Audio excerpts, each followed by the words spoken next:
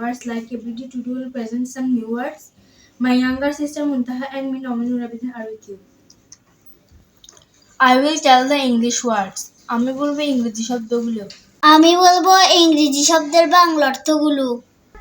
Guard, চৌকিদার, gas, অনুমান করা, গেস্ট, অতিথি, রং, ভুল, আনসার, উত্তর।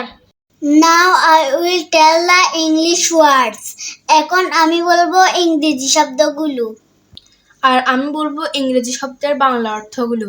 শর্ট, তরবারি, বুলেট, অন্ননালী, চেস্ট, বক্ষ, ব্রেস্ট, বক্ষ, রিং ফিঙ্গার, অনামিকা আঙুল। So viewers, the video ends here. To gain other videos like this, subscribe our YouTube channel and follow our Facebook page.